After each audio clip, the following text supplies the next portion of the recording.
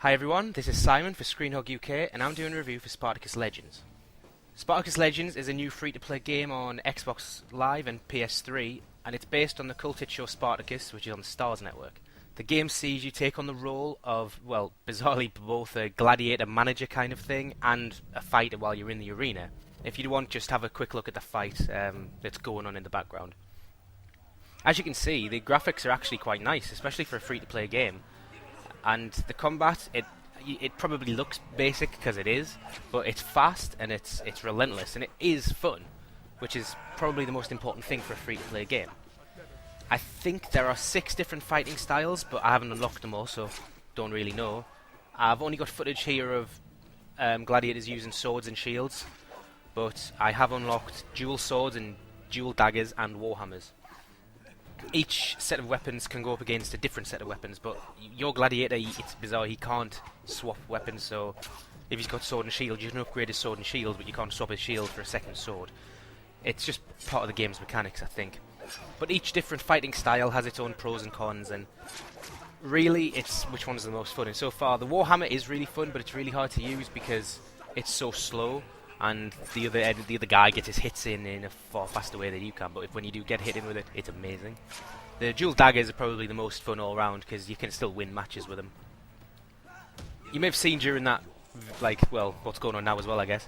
When you kill an enemy, they actually get up and try again, and it's just a clever take on the standard 2-round system that you have in most fighting games. But the most interesting thing is in the execution at the end of each fight. If you remember back to the days of Mortal Kombat, you know, finish him. It's a similar thing to that. If you've got the crowd going and you look in the top right and top left of the screen, there's a little circular gold panel.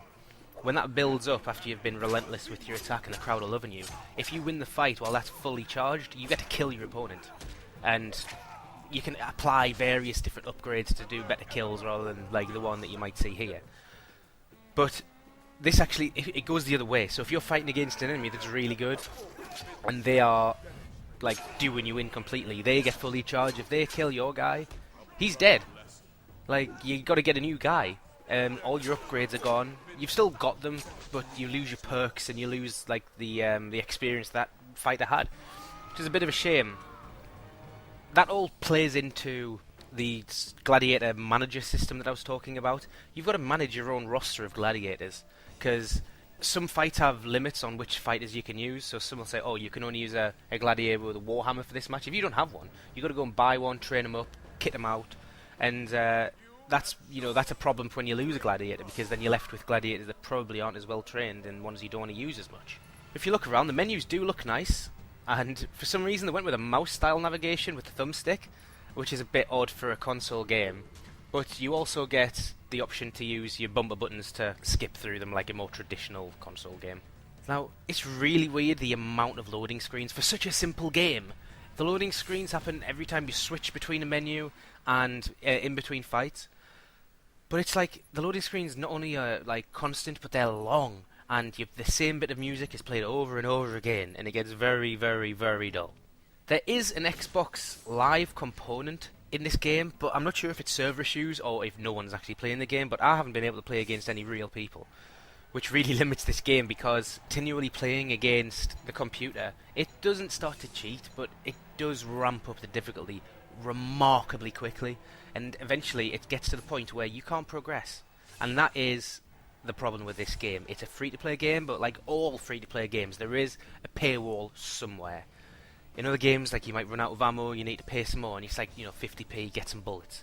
Yeah, it's not morally right, maybe, but it's a clever way of making money, so if we keep getting free games, I don't really mind, but this one sucks. I hit the paywall around level 7, and I don't know how many levels there are. I think there might be 11 for some reason, but at this point, I'd unlocked about half of the different districts, and I can't win any matches apart from the simple ones in District 1 now. It's because I don't have the money to buy better gladiators. I don't have the money to buy better weapons, because there's 2 different currencies in play. There's gold and there's silver. You get gold for beating bosses, and you get silver for winning a normal fight. Now, it's gold to get you the best stuff, but I haven't been able to beat a single boss yet. I beat some mini bosses and gotten a little bit of gold, but I'm nowhere near having enough gold to buy anything useful. And silver gets you good upgrades, but not really great ones.